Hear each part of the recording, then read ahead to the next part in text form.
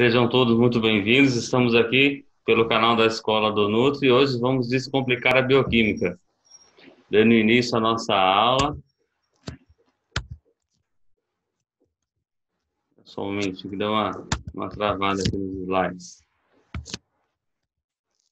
Então, o tema da aula de hoje, pessoal, é proteínas. No decorrer da aula, vocês vão ouvir sobre a estrutura dessa proteína, do que ela é formada, afinal, que proteína é essa, né?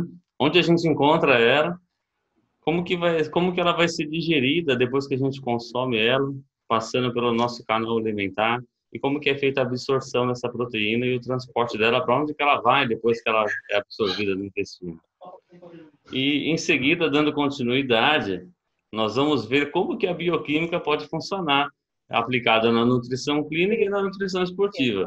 E muita gente acha que a bioquímica não está interligada com esses setores, mas está, e hoje nós vamos ver. Vamos lá. Pessoal, essas são as fontes alimentares. Eu sei que nós nutricionistas, né, e outros profissionais da área da saúde já estão familiarizados com essa cadeia química, onde tem essas letras aqui inscritas, né? Mas tem pessoas que nos assistem hoje, né, e que não são profissionais da área da saúde e não conhecem. Então, quando a gente fala de grupos proteicos, né, de proteína, é porque tem grupos que classificam alguns alimentos em que tem algum nutriente que se sobressai, em que tem maior quantidade nele, ele é classificado como carboidrato, como proteína ou como gordura. É por isso que a gente sabe que o óleo ele tem gordura, em que o pão ele é carboidrato e que o ovo, como tem aqui na imagem, ele tem proteína. Porque a maior quantidade nele presente é proteína e a albumina. E nessa flechinha que está indicando aqui no slide, onde nós temos aqui essas letras que se representa a cadeia química do alimento, essa é a albumina, que está representando o ovo. Então, é um carbono ali central, interligado ali com o nitrogênio e duas moléculas de hidrogênio. Nós temos ali um grupo amino, o grupo carboxílico, né, que é representado pela estrutura dos aminoácidos, que nós vamos ver a seguir. E o outro alimento que eu deixei como exemplo aqui é o leite. Então, o leite, a proteína em abundância que se sobressai é um alimento proteico, é a caseína.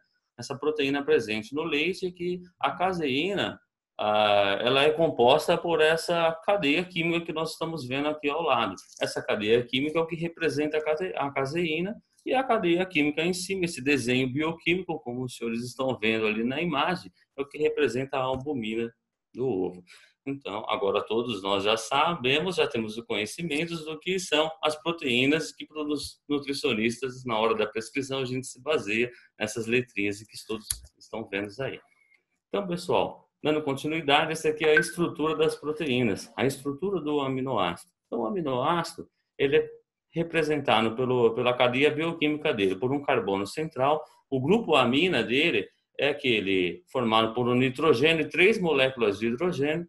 E o grupo carboxílico dele, ele é então formado por um carbono e 2 moléculas de oxigênio. Nós temos ali na cadeia, na extremidade, um hidrogênio. E o grupo R, o grupamento R, é o que determina qual proteína vai ser formada ou qual aminoácido vai ser formado.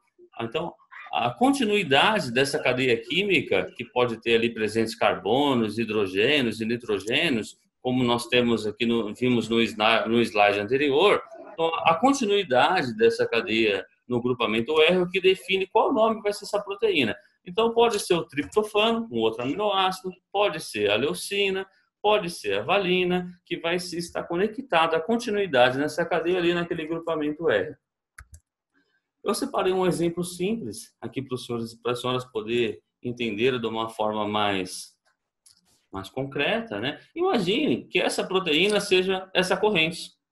E a bioquímica ela serve para nós estudarmos se nós consumimos essa corrente agora. O que tem que acontecer para ela ser absorvida? É muito grande, né? Para ela passar pelo nosso estômago, chegar no intestino e ser absorvida. Então é necessário em que os elos dessa corrente sejam separados. E nós usamos o termo de degradação, mas poderia ser desmanchar os elos dessa corrente para que fique mais fácil de ser absorvido. Então, cada elo dessa corrente representa um aminoácido. Então, uma proteína ela é formada por vários aminoácidos ligados entre si. e quando a gente consome ela, eles têm que ser separados. Todos os elos da corrente têm que estar separados no intestino para que possa, então, ser absorvido. É isso que a gente estuda. É para isso que a bioquímica serve, para a gente compreender todos esses processos em que nós vamos ver a seguir. Esse desmanche daqueles elos, daquela corrente, o desmanche da proteína no nosso organismo é feito por enzimas. Então, imaginem que essas 3 moléculas ligadas nessa imagem à esquerda, onde está evidenciado ali proteínas, aquele desenho em azul é uma enzima. Essa enzima vai fazer a degradação dessas proteínas, o desmanche dessas proteínas e separar ela em aminoácidos livres para que sejam então absorvidos, como eu estava falando, dando o exemplo para vocês da corrente. É assim que vai ocorrer no nosso canal alimentar, para que quando chega no intestino ela seja absorvida. É simples assim, tá, pessoal? Então, esse daqui é a visão geral do metabolismo das proteínas, ali onde está circulado, esse desenho bonito aqui, né? Então, no fígado, quando os aminoácidos passam pelo intestino e chegam no fígado, eles têm alguma origem. Ou eles vão formar uma proteína, pode ser a hemoglobina, que carrega o oxigênio, pode ser um aminoácido, a leucina, a valina, pode ser a albumina, a formação de uma proteína, tá, pessoal? Agora, essas proteínas, elas têm uma meia-vida. Cada proteína deve durar 4, 8 a 12 horas. É por isso que quando o médico te prescreve um medicamento, vai ali mesmo lida de 12 em 12 horas, é porque a composição daquele medicamento é proteína. E depois de 12 horas, ela perde a sua ação. Então, ele vai lá e coloca de 12 em 12 horas para continuar o tratamento. No nosso sangue é a mesma coisa. Quando a proteína ela perde a meia-vida dela, ela é desmanchada, ela é desmantelada, ela é degradada. Os aminoácidos vão para o fígado. Aquilo que não for utilizado, aquilo que não servir mais, precisa ser eliminado. E o fígado vai transformar esses aminoácidos em ureia. É o metabolismo final, aquele que é o resíduo, que não serve. E essa ureia vai ser excretada pelos rins. Tá, pessoal? Agora, quando eu necessito de energia, quando a minha glicemia está baixando e eu preciso, em que essa glicemia aumente, eu preciso controlar ela e eu não tenho mais glicose, eu preciso transformar esses aminoácidos em glicose. Então, esses aminoácidos, pela cadeia remanescente, eles são transformados ali em alfa-cetoglutarato. E o alfa-cetoglutarato ele vai dar início no ciclo de Krebs. O ciclo de Krebs é que vai transformar ele em glicose, vai degradar, desmanchar ele e transformar essa glicose em energia para poder ou lançar a glicose na corrente sanguínea ou transformar em energia para que o nosso corpo funcione. Pessoal, imagina que o ciclo de Krebs é uma usina produtora de energia. Então, imagina que o seu organismo é um carro e que as velas desse carro são as nossas mitocôndrias, estão ali, as velas do carro. O combustível qual que é? É a gasolina. Você coloca a gasolina, as velas vão queimar essa gasolina, vai transformar ela em energia e o motor vai começar a andar.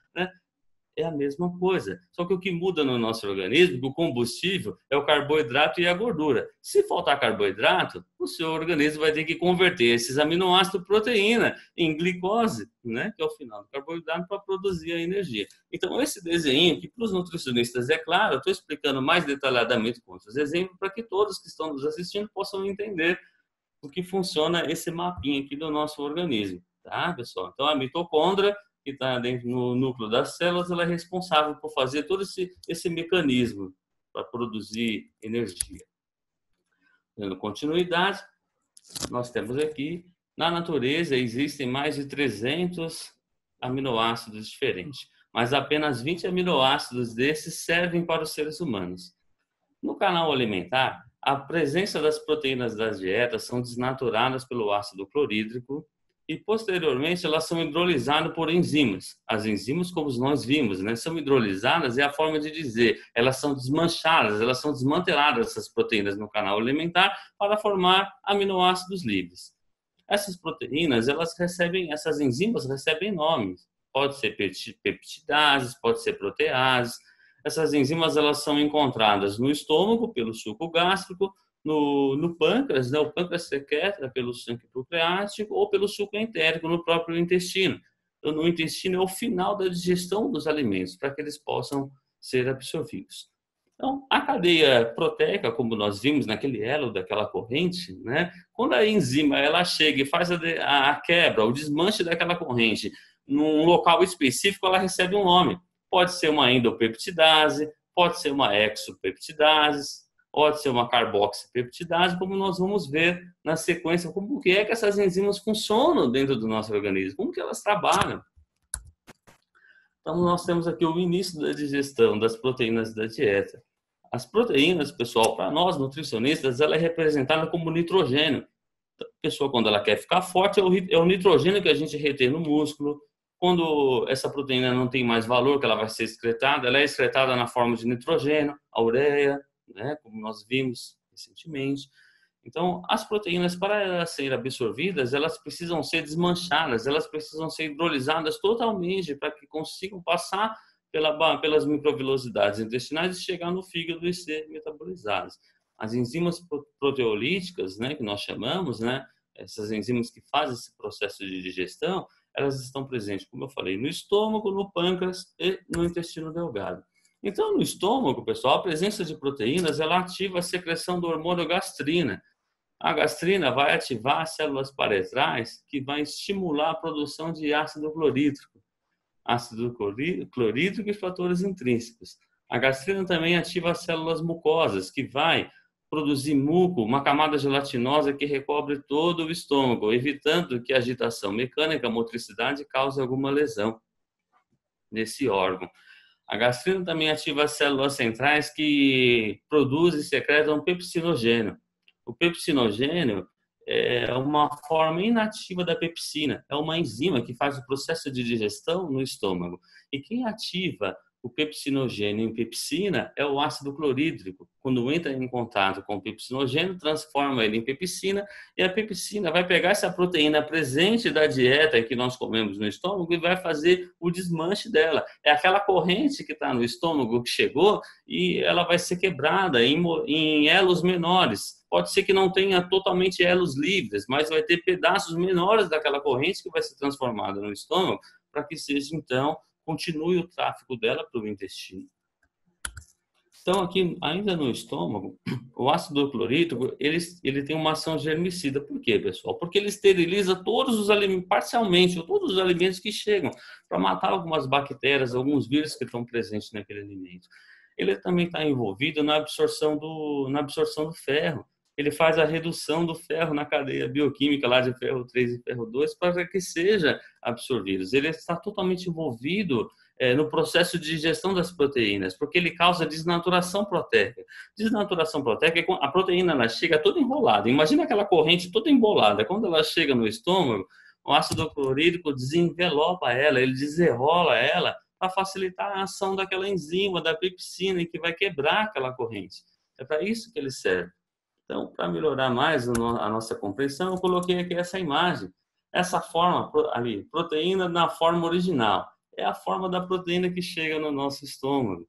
E é dessa forma que o ácido clorídrico age na desnaturação. Ele desenrola essa proteína toda como ela fica. Ele não chega a quebrar ela, ele só desenrola. Quem é que vai fazer a degradação dela, que faz a hidrólise dela para transformar em peptídeos menores, em cadeias menores de aminoácidos, é a pepsina que vai fazer essa ação. Então, nós temos aqui o processo de ativação da pepsina. Ao lado direito aqui da minha tela, nós temos as células paretrais, elas produzem e secretam ácido clorídrico, como ali no estômago presente. E as células centrais vão produzir pepsinogênio. Então, o ácido clorídrico vai lá, conecta numa ligação química com o pepsinogênio e transforma ele em pepsina. Essa pepsina, ela ativa outros pepsinogênios em pepsina. Então, nós temos ali a indicação da proteína, aquela cadeia com várias bolinhas ali ligadas uma na outra, é ali que a pepsina vai agir, tá vendo? Transformando em proteínas ainda menores, onde nós temos a quebra ali da proteína, transformando em peptídeos, em oligopeptídeos, produto que está sendo formado ali para que seja, então, encaminhado para o intestino e continue o processo de digestão. Então, o início da digestão das proteínas começa no estômago. Então, passando pelo estômago, essas proteínas vão chegar no intestino. A presença das proteínas no intestino, com aquele ácido, aquele suco ácido do estômago. O suco é ácido no estômago por quê? ele tem uma ocasião por ser ácido. A pepsina, a proteína presente no estômago, ela só funciona no pH ácido. O pH precisa de estar de 0,8 a 2, senão ela não consegue trabalhar. É um pH ótimo para ela. Só que no intestino, o pH ótimo é outro. Varia de 6 a 7. Então, essa presença desse ácido que vindo do estômago é muito forte e irrita as microvilosidades ali do intestino. Então, a presença de proteínas e esse ácido faz com que o intestino produza um hormônio, a secretina, promove a contração pancreática, essa secretina, e a contração do fígado, que liberam, esses dois órgãos liberam no intestino bicarbonato. O bicarbonato, ele eleva o pH que está presente ali no intestino e neutraliza ele, fica de 6 a 7. Aí, o intestino, com a presença de proteínas, ele produz outro hormônio, que é a colecistocinina. Esse hormônio promove a contração pancreática e faz com que o pâncreas secrete enzimas digestivas, né? Nós temos ali a tripsina, a quimiotripsina, a elastase, carboxipeptidases. Só que essas enzimas, elas são produzidas no pâncreas de uma forma inativa. Então, elas estão como tripsilcinogênio, quimiotripsilcinogênio. Por quê? Essas enzimas, se forem ativas dentro do próprio pâncreas, elas podem degradar, elas podem machucar, causar uma lesão no próprio órgão, causando então um processo de pancreatite. Então, o pâncreas é inteligente, ele secreta outro hormônio, é um peptídeo inibidor pancreático. Esse hormônio ele serve para manter essas proteínas, essas enzimas que são secretadas por ele, inativas. E elas chegam no intestino de uma forma inativa. E lá no intestino, o intestino tem enzimas, produz até outros hormônios, enterocinases, né, que vão fazer a ativação dessa tripsina. E a tripsina ativa, ela vai fazer a ativação das outras proteínas. E essas proteínas vão pegar aquela proteína que veio do estômago, aquelas cadeias menores de aminoácidos, e vão quebrar elas, vão degradar elas para formar em moléculas ainda menores. Então, eles vão pegar os polipeptídeos que vieram do estômago e vão transformar em oligopeptídeos. Então, continua-se o processo de digestão para que sejam formados os aminoácidos livres, para que aquela corrente em que está sendo quebrada no estômago continue sendo quebrada no intestino até que possa ser absorvido. Dando continuidade, essas enzimas, conforme eu havia falado, elas recebem nomes a cada espaço da corrente que elas quebram. A cada espaço da proteína que elas acabam degradando, elas recebem um nome. Então, as endopeptidases são aquelas proteínas, aquelas enzimas. Enzimas são proteínas, pessoal, também, por causa da composição química dela. Então, as enzimas, quando elas degradam uma parte da proteína, elas recebem um nome. As endopeptidases, que é a pepsina, uma endopeptidase, a tripsina, a quimiotripsina também, elas degradam uma parte interna da cadeia proteica. Então, você tem aquela corrente interconectada, a pepsina ela vai agir no meio dela. Ela quebra, ela retira a parte central daquela proteína para liberar uma parte menor dela para o intestino. E assim vai funcionar outras enzimas. Então, nós temos as exopeptidases. Elas agem na extremidade da cadeia, na cadeia química, na extremidade daquela corrente. As duas enzimas agem simultaneamente. Essas exopeptidases, elas são subclassificadas, ela é dividida em duas etapas: carboxipeptidase e aminopeptidase. Então, vocês lembram no início da aula, quando eu falei que cada aminoácido ele é formado por um grupo amina e um grupo carboxílico? Pois é, pessoal, nada é por acaso. Nosso organismo foi pensado em tudo. Então, nós temos a carboxipeptidase, ela vai fazer a remoção do grupo carboxílico daquela proteína na extremidade da cadeia ali, daquela corrente, na lateral ali daquela corrente, então o grupo carboxílico vai ser desligado. E a aminopeptidase vai fazer a degradação, que nós chamamos de hidrólise, pode ser desmanche, pode ser quebra, pode ser como os senhores quiserem. A aminopeptidase vai fazer a remoção do grupo amino daquela proteína. E assim vai continuando o processo de digestão, formando proteínas cada vez menores, ou liberando os elos daquela corrente, até desmantelar toda ela. Esse é um desenho para ilustrar para os senhores e para as senhoras tudo que eu estou falando até agora. Então, imagina em que essa é a nossa cadeia proteica, pessoal. Essa é a proteína da dieta em que chegou no nosso canal alimentar. Então, nós temos ali a pepsina, a endopeptidase, vai fazer a remoção da parte interna dela, do meio dessa proteína. ali evidenciando o grupo amina, que a aminopeptidase, uma enzima vai fazer a remoção, vai retirar, vai tirar, vai desmanchar dali o grupo amina que ela está retirando. E a carboxipeptidase retirando o grupo carboxílico dessa proteína. Então vai desmantelar ela. Essas bolinhas vão ficar soltas no estômago, no intestino, para que possam facilitar o processo de digestão. O intestino não consegue absorver toda essa proteína de uma vez. Se fosse assim, era muito fácil, né, para o nosso organismo, mas não é assim que funciona, tá, pessoal? Então, e tem um destino. A gente consome a proteína, chega no estômago, ela é hidrolisada por enzimas, vai fazer a digestão final no intestino, para que no intestino seja absorvida por transporte ativo e migre pela veia à porta e vá para o fígado. No fígado elas são metabolizadas e esse órgão vai conceder o destino delas, dando origem numa proteína. A hemoglobina, que transporta oxigênio, por exemplo, ela é formada também por vários aminoácidos ligados entre si. Nós temos hormônios que são formados por aminoácidos. A própria insulina, um hormônio peptídeo, ela é formada por aminoácidos. E quem vai dar origem na migração desses aminoácidos para essas células, para que elas formem hormônios, como os hormônios tireoidianos, são o fígado, que manda os aminoácidos para ela. Então, quando o seu Nutri falar, come proteína de manhã, tem um objetivo, viu, pessoal? Ela contribui aí para a melhor função tireoidiana. Então, respeita o protocolo aí do profissional que te acompanha. Então, aqui, pessoal, uma outra imagem para ilustrar, né, a presença da tripsina e da quimiotripsina secretadas pelo pâncreas. Ela chega no intestino e ela vai desmanchar ali as proteínas que estão presentes na parte superior do slide em cadeias menores, conforme eu havia falado, apenas para ficar por uma melhor compreensão para todos. Esse slide, pessoal, eu separei para iniciar aí o processo final de digestão que ocorre no intestino. Então, veja ali, a chegada no intestino daquela proteína, tem 4 moléculas ali no canto lateral esquerdo da tela, em cima da carboxipeptidase, uma enzima.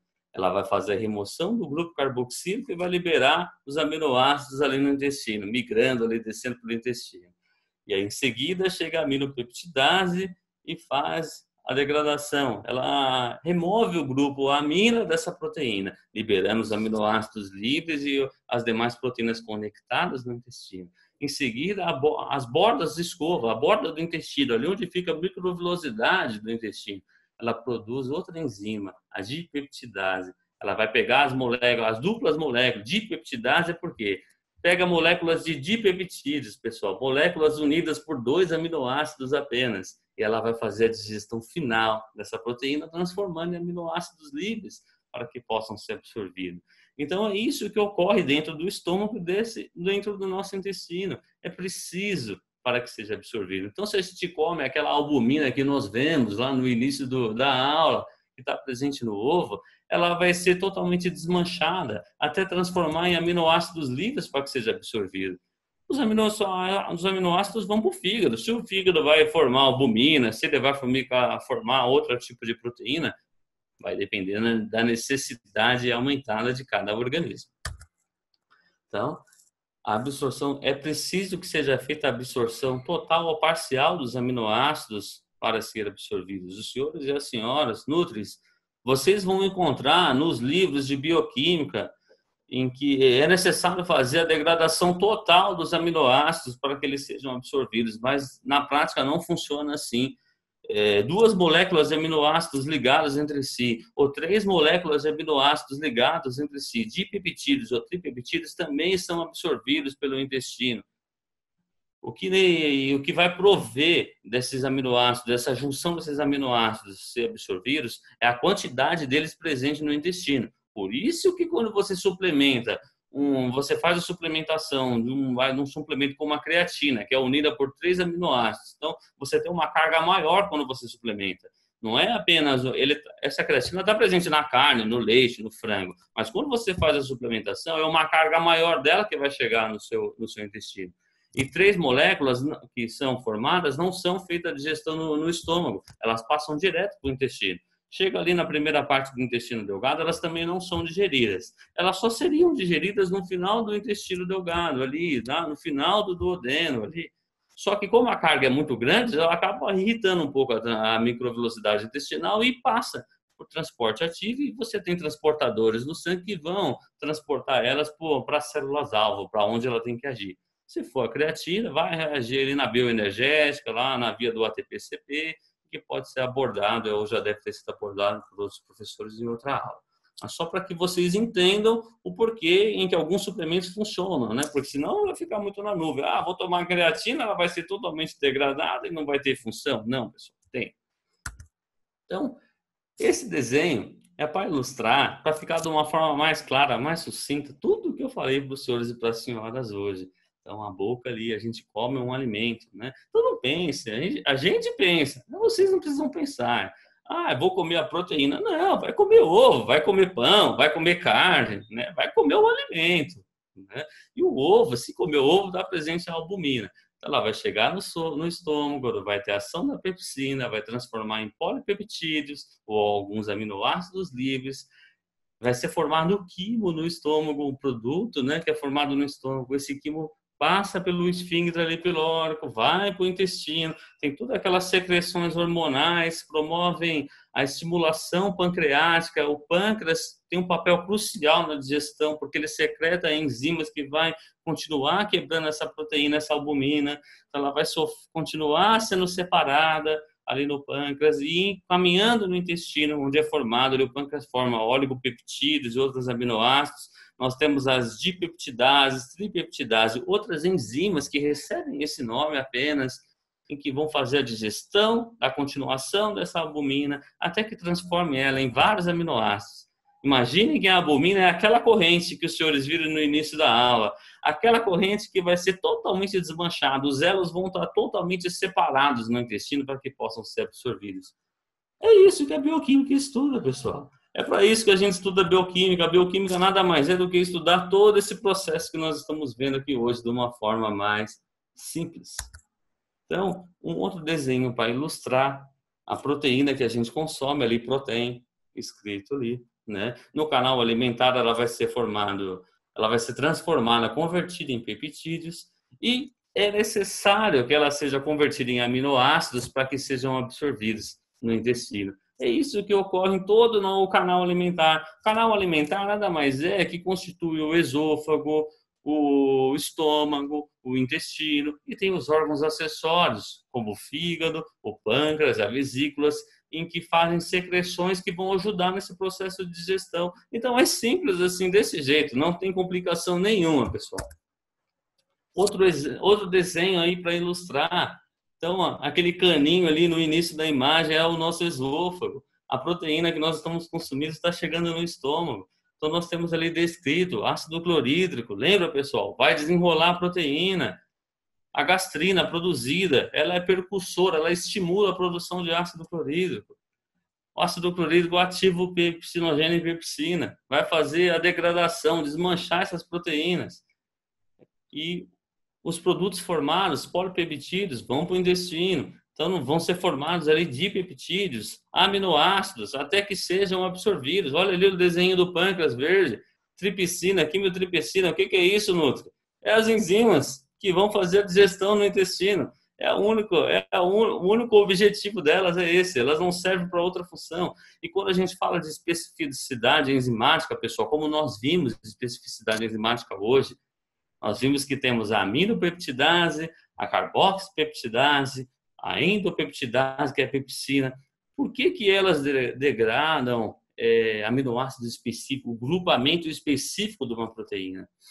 Porque nós temos o sítio ativo de uma enzima. Esse sítio ativo, ele se liga no substrato específico. Substrato, pessoal, vamos supor que o substrato seja a proteína. E o sítio ativo, ele é como se fosse uma tomada. Você tem ali a tomada, aquele desenho, você tem que ter o plug correto para ligar nela, para você ter um encaixe perfeito, senão você não consegue. Tudo dentro do organismo é a mesma coisa. Quando a proteína chega, ela vai conectar o substrato no sítio ativo dessa enzima e fazer o encaixe perfeito, o encaixe induzido, forma o complexo enzima-substrato, para que seja gerado o produto. O produto nada mais é as moléculas menores que nós vimos, transformar em aminoácidos livres ou moléculas menores. Isso é especificidade enzimática, pessoal. A pepsina nunca vai degradar um carboidrato que chega no estômago, ela nunca vai agir sobre a gordura. ela sempre vai agir na proteína que chega e naquela parte específica, no meio dela, porque ela é uma endopeptidase. Então, só para a gente saber qual é o destino e como que realmente funciona, né? Dentro do nosso organismo. Então, pessoal, olha que foto bonita. Olha isso. Olha que beleza. Esse é o nosso canal alimentar inteiro que está previsto. Tudo o que os senhores viram aí. O esôfago ali, o estômago, o intestino, então ali a presença do fígado e do pâncreas, tudo necessário para fazer a digestão. Tudo aquelas figuras que nós vimos, nós estamos vendo agora de uma forma mais complexa, né? Pessoal, agora vamos imaginar os aminoácidos livres chegando no intestino. Rodrigão, acho que está tendo uma interferência aí, estou escutando outras vozes aqui na aula. Achei aqui, viu? Obrigado. Demorei um pouquinho para achar quem era, mas consegui. Legal. Fica à vontade. Então, dando continuidade, pessoal, vou voltar um pouquinho para quem não conseguiu ouvir.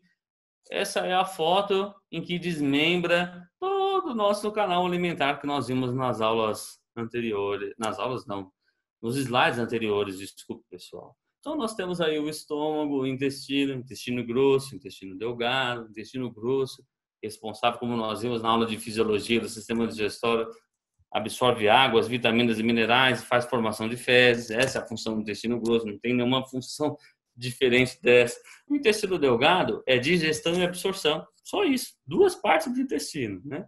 Então, o estômago e o intestino vai fazer a digestão. Tudo isso está desmembrado nessa figura aí, com os órgãos acessórios. Só para que nós vemos de uma forma inteira a imagem. Esse é o nosso organismo por dentro, pessoal.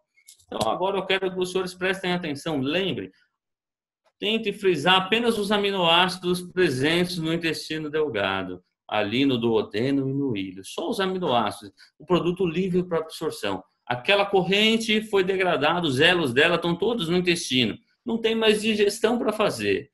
Agora só precisa ser absorvido. Então, nós temos aqui nesses desenhos as microvilosidades intestinais. São elas, pessoal. São essas microvilosidades, essas pregras ali no intestino são responsáveis por fazer a absorção desses aminoácidos, vão absorver esses elos dessas correntes. É ali que ocorre, por transporte ativo na membrana basolateral. É ali, vão passar por um canal específico e vão migrar pela veia porta e ir direcionada para o fígado, para que no fígado ela exerça as suas funções. O fígado vai jogar na corrente sanguínea, elas vão migrar para as células alvos, para que seja feita a necessidade dessas células. Pode ser para a produção de um hormônio, pode ser para você ter uma síntese proteica, pode ser para funções de emagrecimento, pode ser para qualquer situação que seja. É para isso que os aminoácidos vão para o sangue. Eles sempre vão atingir os receptores alvo, as células alvos. Então, esse é o nosso sistema porta-hepático. Por que sistema porta-hepático? Olha ali no intestino, pessoal. Aquele caninho meio roxo que está ali passando em volta, enraizando no intestino. Essa é a veia porta.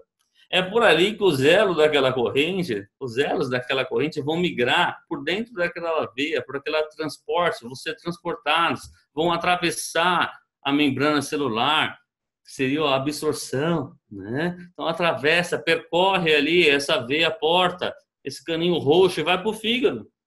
Então, ali com o fígado, os aminoácidos estão armazenados de forma temporária para produzir as proteínas necessárias. Então, pessoal, agora que nós já conhecemos como que funciona o mecanismo de digestão, que é a decomposição molecular, por quê? São várias moléculas de aminoácidos ligadas entre si.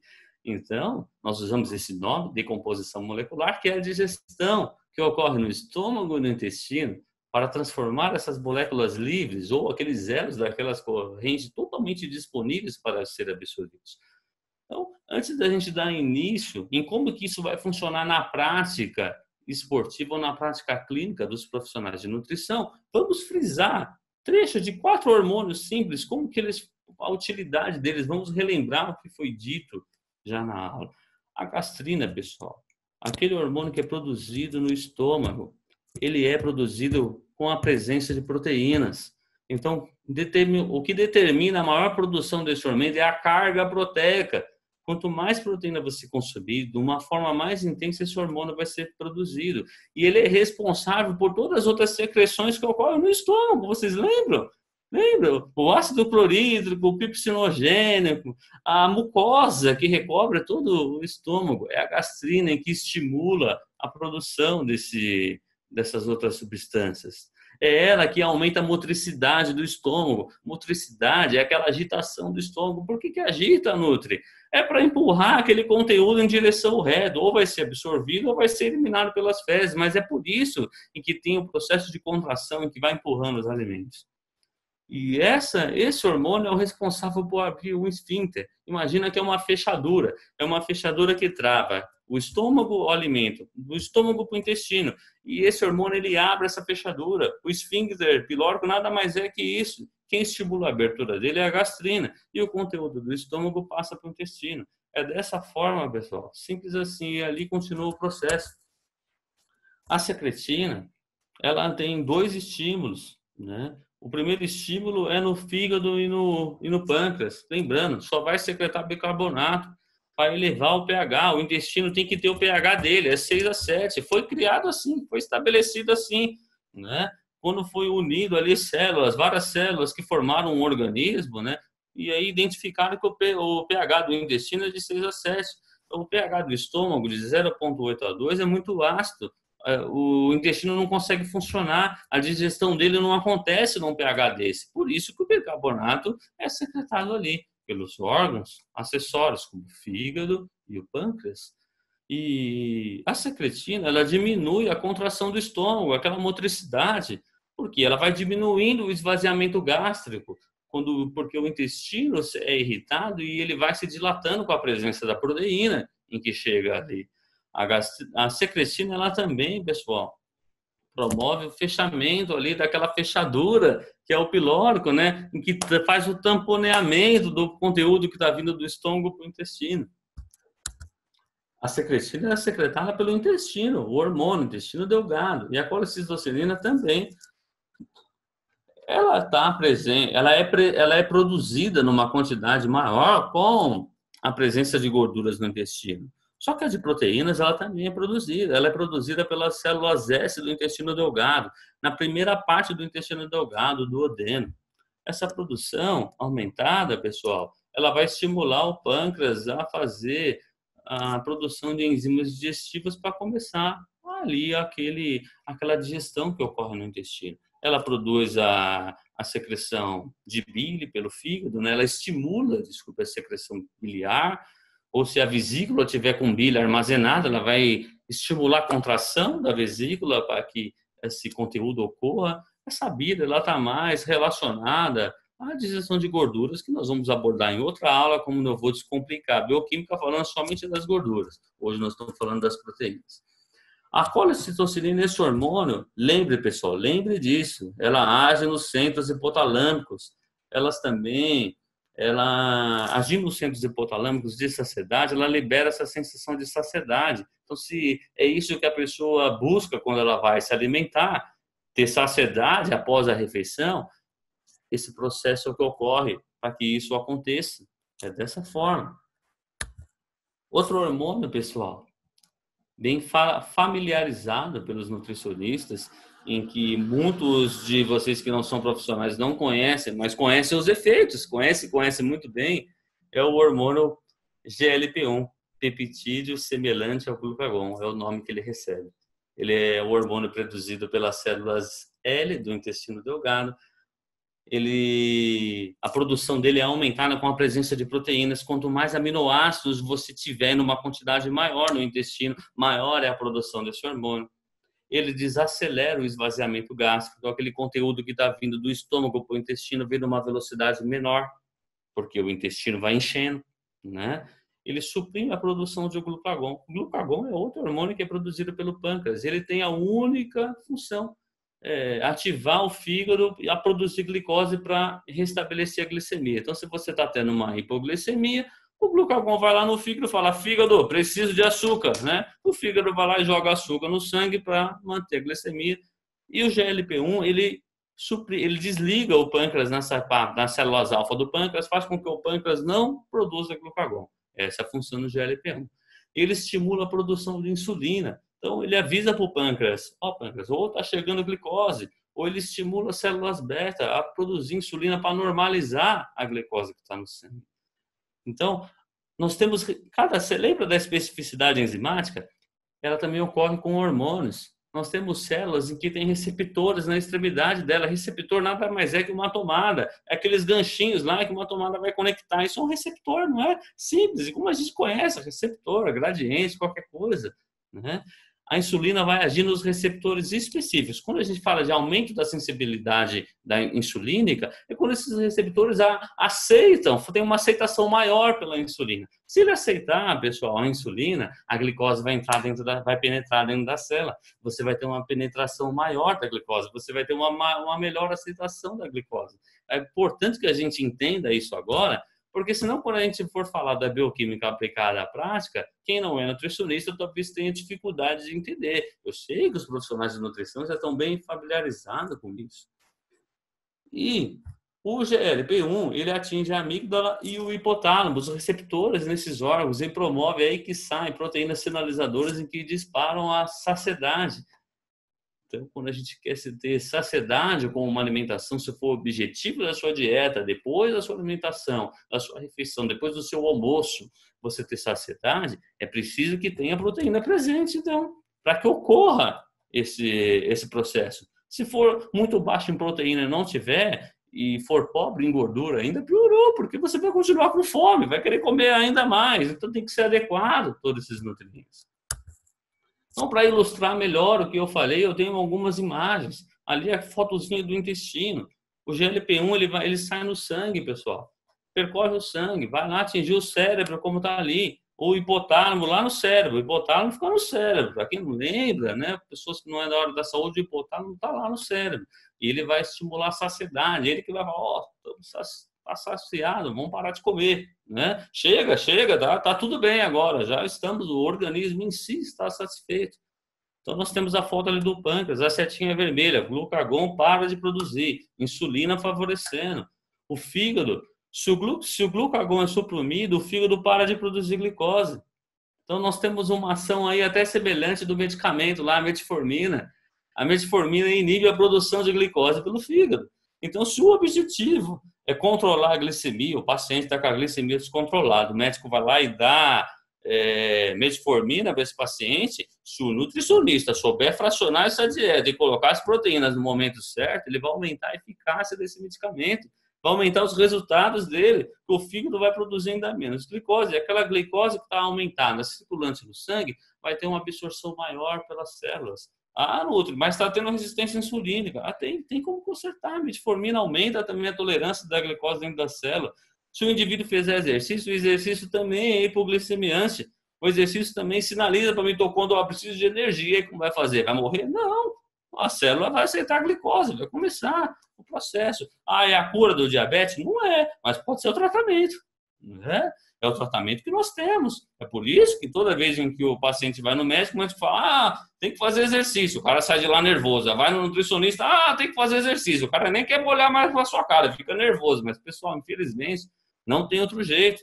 Esses mecanismos ocorrem conforme vem sendo descritos aqui.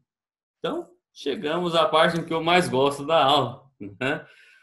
Eu confesso que quando eu ingressei no curso de nutrição, eu achei que a bioquímica não ia me ajudar em nada. Imagina, falando de proteína, que degradar molécula, que negócio de louco que é esse? Como que isso vai me ajudar, né, na hora de eu prescrever uma conduta para alguém?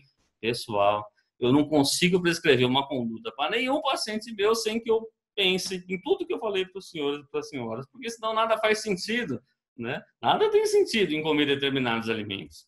Então, vamos dar início agora a bioquímica aplicada à nutrição clínica e esportiva. Vou ver só uma pausinha para água aqui para a gente poder continuar.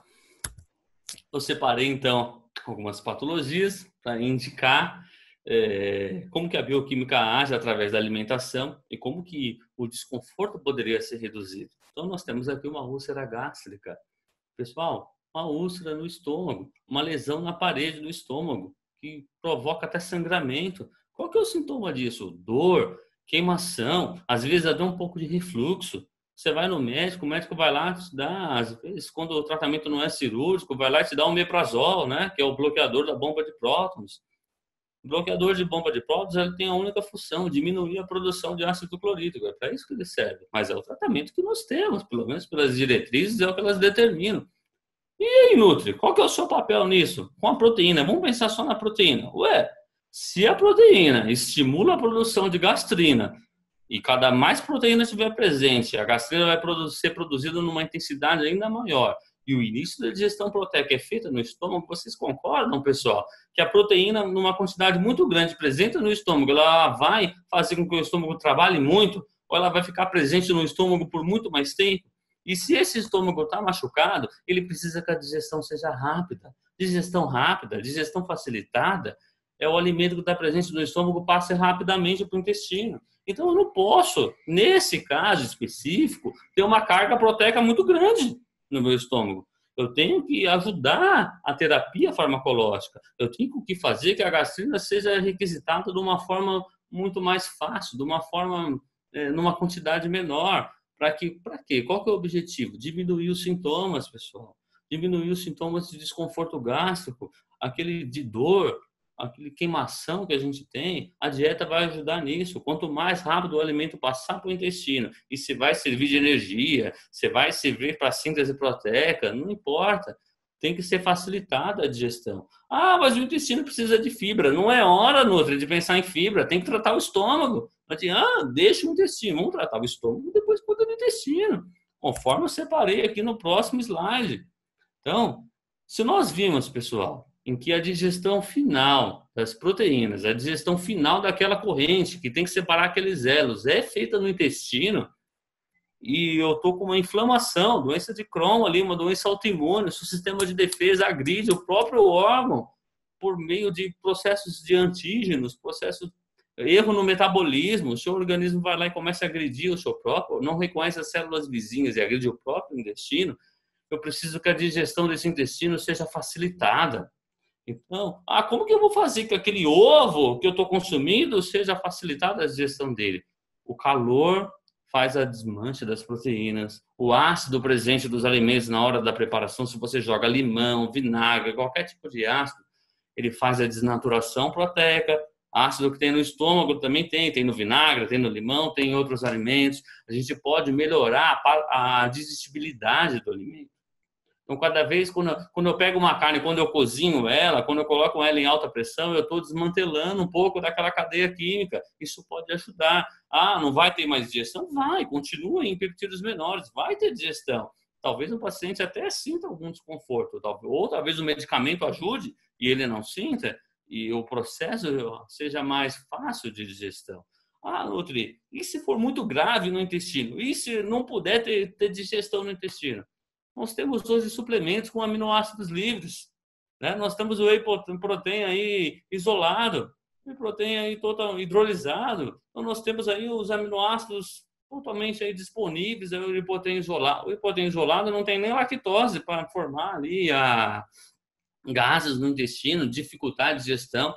A lactose ela também dá saciedade, pessoal. Tem gente que corta o leite aí por qualquer motivo que seja, mas como a digestão dela é feita totalmente no intestino, e quando eu for abordar a bioquímica dos carboidratos, vocês vão ouvir falar dela, ela desperta a saciedade também. Então tem que ver realmente a necessidade de sair cortando os nutrientes. Mas voltando para a proteína. Então, se o intestino está totalmente agredido e qualquer coisa, o paciente sente muita dor, será que um suplemento não é viável? Um proteína isolado, que tem os aminoácidos livres? Se tem aminoácidos livres, imagina eu ingerir aquela corrente com os elos totalmente separados.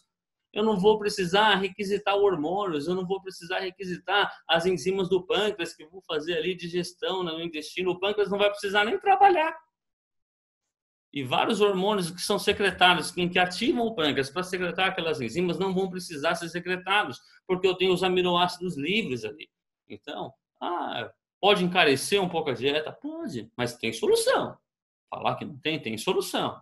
Então, qualquer inflamação no intestino dá para ser controlada pela alimentação. E conhecer o processo da bioquímica, se a bioquímica estuda o processo de digestão, é fundamental, porque senão nós não íamos saber hoje. Por que prescrever um suplemento totalmente hidrolisado, já com os elos da corrente separados? É por isso que a gente estuda bioquímica, para entender se no processo de uma patologia, qual é a conduta que eu vou tomar. Se eu não souber tudo isso, se eu não souber fisiologia e bioquímica, nutri, sua função está fardada à falência. Você escolheu a profissão errada. Tem que saber. Entendeu? Então, hoje eu estou tentando mostrar de uma forma mais clara, mais simples, como que isso funciona. Porque às vezes o cara sabe, tem que dar aminoácido livre, tem que tirar a fibra, tudo, mas ele não lembra do processo bioquímico da coisa. Então, hoje nós estamos relembrando. É assim que funciona. Diabetes. É um dos temas que eu mais gosto de relatar, né? Vamos esquecer o exercício, esquecer qualquer coisa. Vamos pensar na proteína em si. Lembra daquele hormônio, pessoal? Do hormônio lá do GLP-1, que faz com que o fígado não produza glicose, aumenta a secreção de insulina, aumenta a tolerância de glicose dentro das células. Como que esse hormônio é produzido mesmo? Com a presença de proteínas no intestino, com a carga de proteínas. Então, Nutri, se você fracionar essa proteína no decorrer da alimentação do dia, você vai ser em 5, 6, 7, 8 vezes, de acordo com a rotina do seu paciente. Não adianta o cara taxista, ele fica lá 10 horas dentro do táxi, você falar para ele que ele tem que comer de 3 em 3 horas. Isso não vai adiantar, né? Então, quando a gente fala, pessoal, para vocês que estão nos assistindo, por que eu estou falando isso de uma outra forma? Eu sei que os nutricionistas sabem, mas para outras pessoas que estão nos assistindo, fracionamento da proteína não é comer de 3 em 3 horas, é adequar ela à sua rotina. Quais os momentos que você pode comer? É assim que a gente vai fracionar essa proteína. E fracionando essa proteína, se você tem problema no metabolismo da glicose, ou se você é diabético. Diabético, pessoal, é caracterizado pela glicose elevada e persistente. É uma hiperglicemia persistente caracterizada pelo diabetes. Pode ser por uma baixa produção de insulina, pode ser por nenhuma produção de insulina pelo pâncreas, pode ser por uma resistência à insulina. Resistência à insulina é quando os receptores das suas células, imagina o seu músculo que recebe a glicose e usa ela para produzir energia, ele fala, não aceitar a insulina e falar, não quero mais glicose. Pode ser porque a célula está cheia, pode ser por um erro no translocador ali de glicose, que absorve essa glicose por dentro da célula, pode ser por N motivos, mas isso é resistência insulínica. E o GLP-1, ele vai ajudar na modulação de todo esse sistema em que está ocorrendo. Então, você fracionar a dieta, você colocar uma carga proteica, aumentando a produção do GLP-1, ele vai funcionar de forma concomitante com o tratamento dessa doença, ele vai ajudar a normalizar a glicose do seu sangue, porque ele aumenta a tolerância da insulina, ele aumenta a tolerância da glicose, a entrada da glicose dentro da célula. Então, é necessário que seja o fracionamento dessa proteína, é necessário que a gente conheça os parâmetros da bioquímica para saber como que eu vou aumentar o GLP-1, aonde que ele é produzido, de onde que ele sai, para onde que ele vai, para que ele serve. É para isso que a gente estudou a bioquímica. A gente consumir aquela corrente, então, em unidades maiores. Quando a gente fala em porções maiores, pessoal, cada pessoa tem que ingerir a quantidade de proteína ideal para ela. Nós temos a ciência que estabelece proteína por grama por quilo de peso, e o Nutri é o que vai tentar encontrar dentro da sua, para você, dentro do seu organismo, dentro da sua necessidade biológica. Qual é a quantidade que você precisa, a quantidade ideal. Não é, então quanto mais proteína é melhor, Nutri? Não, claro que não. Nós vamos ver mais para frente que não é quanto mais proteína é melhor. Tem a quantidade ideal. Mas no diabetes, pessoal, a proteína fracionada, além se a pessoa tiver obesa ou com sobrepeso e precisar emagrecer, ela pode ajudar, dando saciedade, porque atinge os receptores, GLP-1 atinge os receptores do hipotálamo, então dá saciedade, ajuda na tolerância da glicose. Então, se tiver um exercício, se tiver um medicamento, vai ser ainda mais eficaz. É uma terapia nutricional que pode ser adequada tanto para diabetes do tipo 1 quanto diabetes do tipo 2.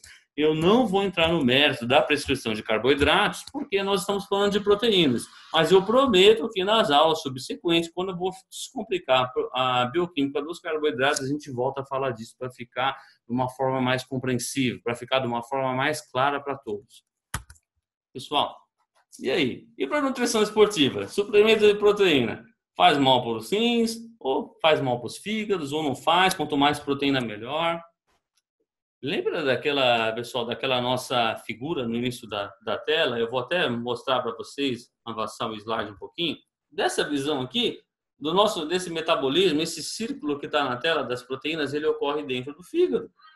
Então, pessoal, quando eu tenho um aumento de aminoácidos no sangue, para nós nutricionistas, né, uma hiperaminoacidemia, eu tenho que prestar atenção na minha taxa de transaminação.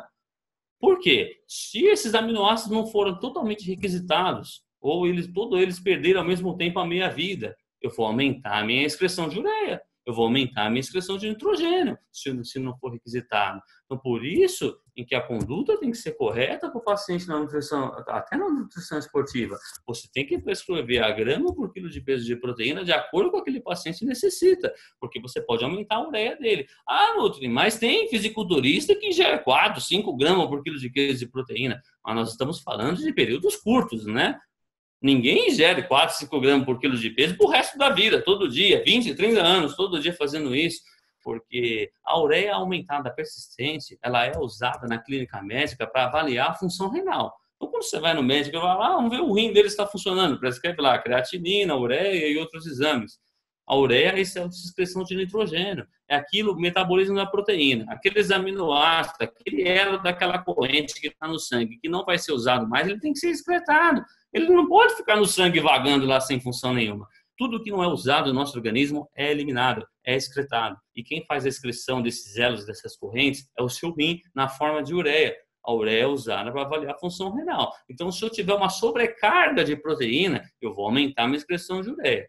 E isso, de forma persistente, pode ser ruim. A curto prazo, pode não ser numa pessoa saudável, mas pode ser ruim. Ah, então dieta hiperproteica é ruim, Nutri? Não, mas tem que ter objetivo. Toda vez que você vai prescrever uma conduta, ela tem que ter um início, ela tem que ter uma durabilidade e um fim, né? Então, você pega um fisiculturista, eu vou dar 5 gramas, 6 gramas de proteína por quilo de peso para ele, tudo bem, mas vai começar quando? É no período de competição, é um pouquinho antes, para ele se preparar? É quantas semanas? Às vezes é 3, 4 semanas, até menos, ele já está passando por essa etapa, você já está voltando à atividade normal dele. Isso comparando a uma pessoa saudável. Não estou falando de uma pessoa que tem insuficiência renal, que tem uma nefrite, uma glomerulonefrite, qualquer outra coisa. A conduta é totalmente diferente. Estamos avaliando a suplementação em pessoas saudáveis. Então, pessoal, sobrecarga de suplementação é ruim. Agora, fora isso, não causa problema nenhum. Falar a curto prazo, uma sobrecarga de proteína, ela prejudica mais o seu intestino, mais a sua flora intestinal do que o seu rim e o seu fígado. São órgãos que aguentam mais porrada. O seu fígado aguenta porrada. Ele até é um órgão silencioso. Às vezes você fica 10 anos sem ir no médico, vai lá e faz exame, tô com gordura no fígado. Nem sente nada, nem sabia, não tem sintoma nenhum. O fígado é um órgão que aguenta porrada. Entendeu, pessoal? Ele é um órgão, ele é um filtro. O fígado é um filtro. Ele pega o que serve e transforma para o objetivo que vai servir. O que não serve, ele vai transformar para ser eliminado. Resíduo, ácido úrico, ureia, amônia, são resíduos, produtos finais que não vão ser utilizados pelo organismo e têm que ser eliminados. Aproveitando um pouco o gancho, em que eu lembrei de alguma coisa, voltando um pouquinho os slides ali na página de úlcera gástrica, a proteína em si, não é só a proteína, pessoal, só para dar um pouquinho mais de ênfase nessa patologia. A carne vermelha, ela também tem presente purinas. E as purinas também excitam, e elas estimulam a produção de ácido clorídrico, que aí pode ser ruim. Então, se você está com um paciente muito debilitado e você precisa proteger esse órgão, proteger o maior conforto dele, talvez a conduta seja retirar a carne vermelha nesse período. Pode ser que você possa voltar a reingressar ele quando o paciente apresentar uma melhora. Mas quando a fase é aguda, é necessário ter umas condutas mais drásticas. Dando continuidade, pessoal. E aí? Qual a melhor opção para emagrecer, então? Será que a proteína está envolvida nesse processo? Eu tenho que suplementar para emagrecer? Se eu não suplementar, eu não emagreço? Então, não, pessoal. Também não é bem assim. Mas suplementação e dieta são duas estratégias que podem funcionar de juntas, da mesma forma, ou podem funcionar de formas separadas também. Não é? Porque se eu quiser aumentar a expressão gênica, se eu quiser aumentar a produção do meu GLP-1 para dar saciedade, ou da minha colecistocinina também, os dois de forma juntas, concomitantes, funcionando juntos, para dar mais saciedade na minha dieta, e eu não sentir vontade de comer, eu tenho que estimular ele com uma carga proteica na minha alimentação. Então, se eu pegar um paciente em que ele não tem tempo de comer, Ou eu prescrevo ovo para ele de manhã, atum para ele comer no lanche, ele está enjoado já dos ovos, ele não aguenta mais ver ovo. Ou um suplemento como o whey protein pode funcionar como um substituto desses alimentos. Uma carga de proteína maior, se for o objetivo da dieta desse paciente, numa determinada refeição. Por quê? Na bioquímica, ela tem a única função: estimular a saciedade pelos hormônios ali, pelo GLP-1, pela colecistocinina. É para isso. Então, pode ser uma estratégia para o emagrecimento. Ah, é obrigatório usar? Não, nunca é obrigatório fazer o uso de um suplemento. O nome já diz suplemento. Ele não serve no lugar de uma refeição também, ele vai suplementar. Então, particularmente eu, Thiago, na minha alimentação, de manhã eu gosto de comer ovos, eu gosto de comer queijo. Às vezes eu fico enjoado de comer ovos, então um iogurtezinho natural, aquele sabor meio estranho, né? O whey protein é só para dar um saborzinho nele. Eu não tenho nenhuma dieta específica, não é para ganhar massa, às vezes não é para dar saciedade também, mas serve como um outro alimento, uma outra opção, porque se eu ficar comendo ovo todo dia, eu me enjoar, e eu detestar o alimento, daqui a pouco eu vou estar comendo pão, vou estar comendo bolacha, não que o pão seja vilão, mas eu vou estar comendo um monte de alimentos calóricos e eu vou ter, então, um ganho de peso. Então, isso é apenas uma estratégia. E Nutri, essa aqui é para você. Várias dietas em que a gente pega, nós temos lá o almoço principal: arroz, feijão, filé de frango. Substituto, quando o nutricionista coloca lá substituto, pessoal, o substituto é que a composição química daquele alimento, se nós estamos avaliando proteína ou gordura, se o objetivo é baixa gordura da dieta, a quantidade de gordura do substituto tem que ser semelhante ao do prato principal. Então, se o meu prato principal é filé de frango, eu não posso colocar ovo no meu substituto. Porque se eu comparar 100 gramas de ovo com 100 gramas de fogo, o ovo tem muito mais que gordura do que o filé de frango. Ah, comer ovo é ruim? Não estou falando que é ruim. Mas se o objetivo da dieta é uma restrição de gordura, eu tenho que prestar atenção na minha lista de substitutos. Não adianta colocar lá 10 substitutos em que nenhum deles se assemelham com a minha refeição principal. Então, Nutri, temos que tomar cuidado com isso. Ou seu paciente vai num outro nutricionista e o cara vai passar uma conduta diferente, ele vai reivindicar, mas por que está tão diferente? Eu morava num outro estado, vim para cá, agora isso. E você vai passar feio. Então, vamos ter mais atenção nas condutas em que nós vamos tomando. E alimentação pré-treino? O que a proteína tem a ver com alimentação, pré-treino, né, pessoal? Tudo. Vou falar para vocês tudo. Se o termo é pré-treino, eu vou comer por quê? Qual o objetivo de eu comer antes do treino? Pessoal, o objetivo de eu comer horas antes do treino é para me dar energia, não é? É para melhorar a minha performance. E o que dá energia? Não é o carboidrato e gordura? Então, a proteína tem que estar numa quantidade menor. A proteína ela não me dá energia a curto prazo.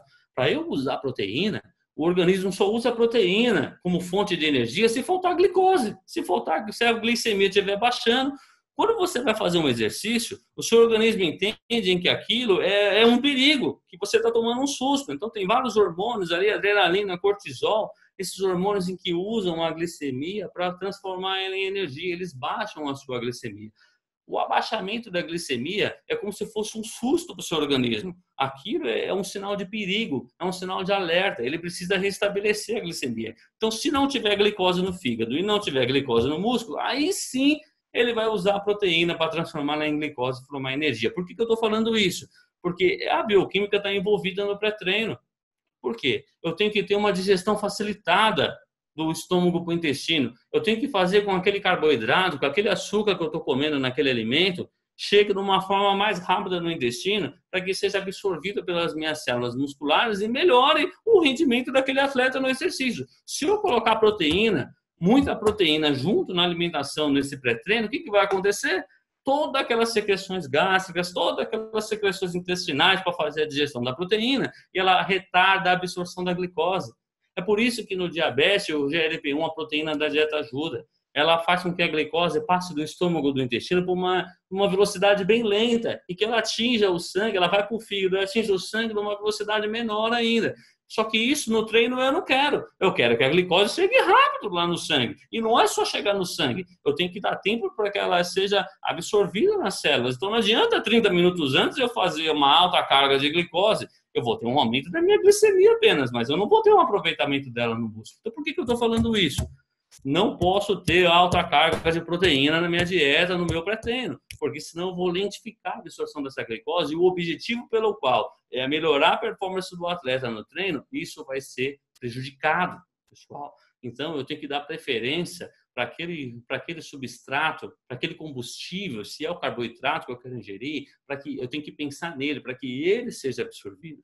Então, nesse caso específico, na bioquímica metabólica das proteínas, eu não posso ter uma expressão gênica aumentada de GLP-1, não posso ter a colecidocilina muito aumentada, eu não posso ter uma alta carga de proteína estimulando a gastrina, porque tudo isso vai fazer com que a glicose seja lentificada. A glicose vai demorar algumas horas para que seja no intestino até chegar a ser absorvida e ir para o sangue. Vai demorar muito tempo e eu preciso que isso seja rápido. Então, esse é o objetivo da bioquímica proteica na alimentação para treino. Pessoal, muito obrigado para todos que estiveram presentes até agora, né, no momento da aula. Eu espero que outros alunos tenham aí a possibilidade de assistir posteriormente. Essas aqui são as referências em que eu me baseei para poder planejar todo esse conteúdo de aula para vocês, pensando em todos. Gostaria de agradecer a todos. Dizer que esta aula vai estar salva pelo canal da Escola do Nutri. Aqueles alunos já inscritos em que tiverem acesso poderão assistir essa aula em momentos posteriores.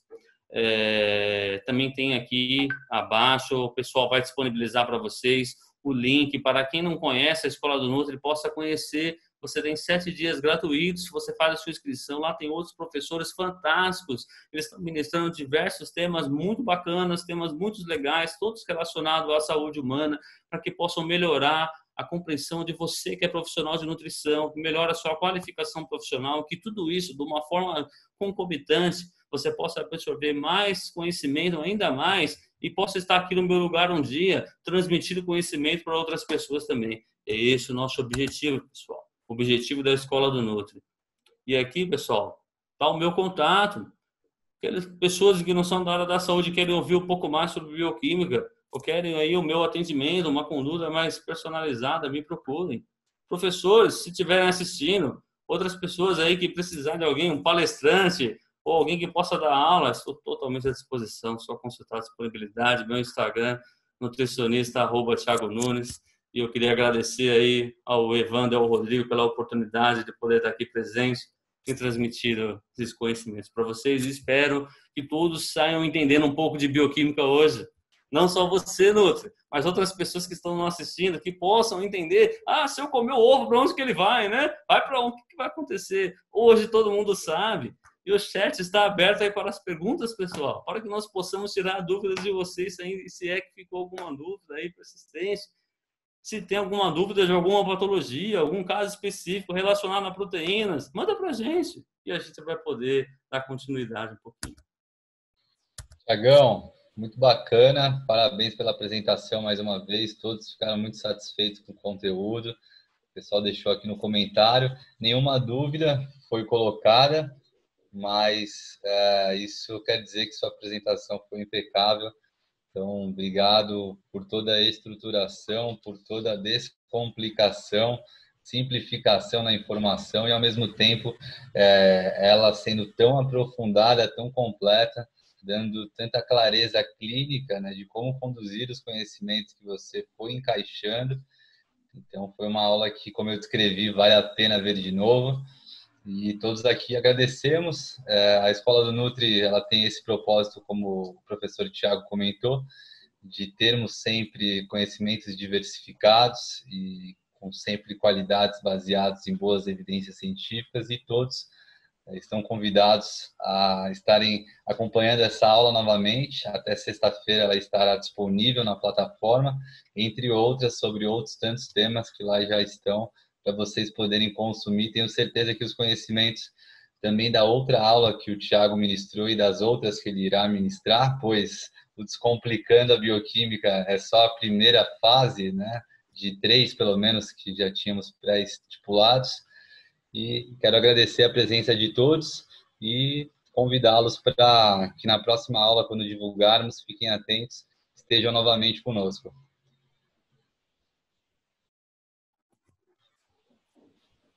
Fechado, Thiagão? Legal, Rodrigão. Estava terminando aqui. Eu que agradeço a oportunidade, que a gente possa marcar outras aulas aí com a galera. E nos próximos blocos, pessoal, vamos continuar se complicando a bioquímica. Só que a gente vai falar de carboidrato, vai falar de gordura, de uma forma bem simples, para que possa ajudar os profissionais de nutrição e vocês que não são da área, estão nos assistindo e querem entender um pouco mais sobre como funciona o nosso organismo. Vamos poder aprender juntos as aulas subsequentes. Então, obrigado aí pela oportunidade, Rodrigo. Boa. E um abraço a todos aí. E para complementar que eu lembrei, para quem for assistir novamente a aula e se alguma dúvida surgir, pode deixar a dúvida na própria aula. Vocês vão perceber que tem um chat lá que vocês podem deixar a dúvida. E aí eu envio para o professor Tiago para ele poder esclarecer. Então, vale a pena rever esse conceito e já se organizar para a próxima aula que virá, para que todos os macronutrientes e depois a gente parta para os micronutrientes e outras reações bioquímicas sejam assim descomplicadas. Muito obrigado a todos e até uma próxima. Vou fechar aqui. Boa noite. Valeu, Tchau, tchau. Até mais.